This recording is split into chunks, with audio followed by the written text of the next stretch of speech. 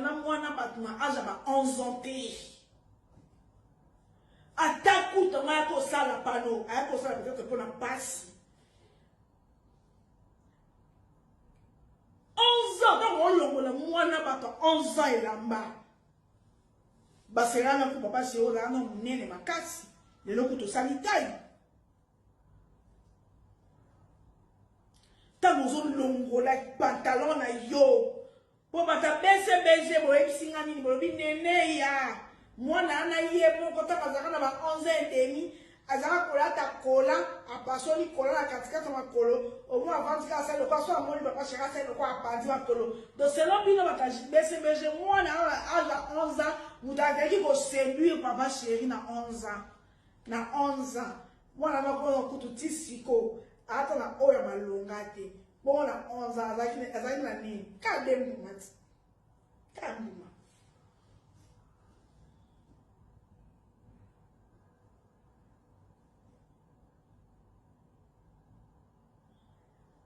Pour les gens qui tomoni pe le quoi ta ngate. Pour nga na 10 ans ba ko na ndinza ba ye. Bila zaka na bu, zaka na bu. Moi là siko na 11 ans wana. Anaki za ni loko te na tolo. Ataka da séduire, côté nini yango siko o la chokata.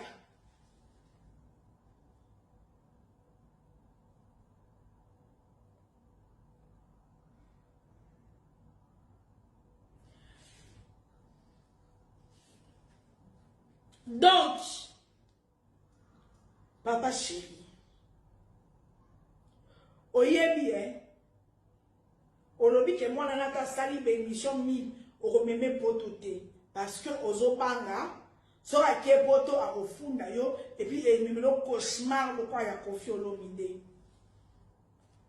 Mais tant que ozolongwa bilamba na yo devant mwana na koyeba te ke ça de cauchemar. Comment on peut longo la bilamba devant moi na mokie?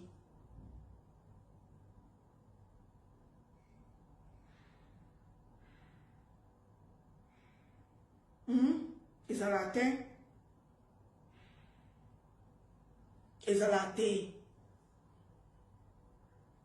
Il faut dédommager moi na wana.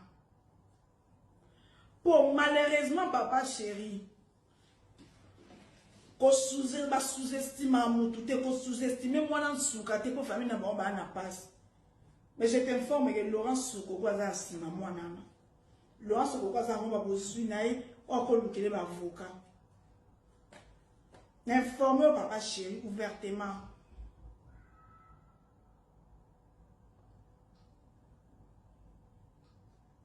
Ba sous-estime adversaire te.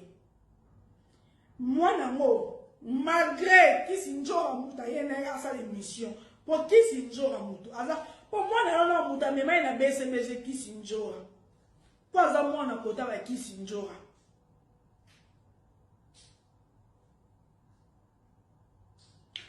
malgré Laurent Sokoko qui s'injora bien Laurent Sokoko ndoko Laurent qui s'injora pour lambo muta bomisa ba bien pour lambo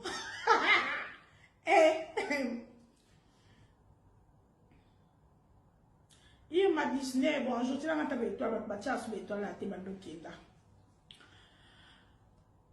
vraiment, qu'on sous-estimé, pour ta justice, il y a Kinshasa, il y a le week-end, il y a l'autre.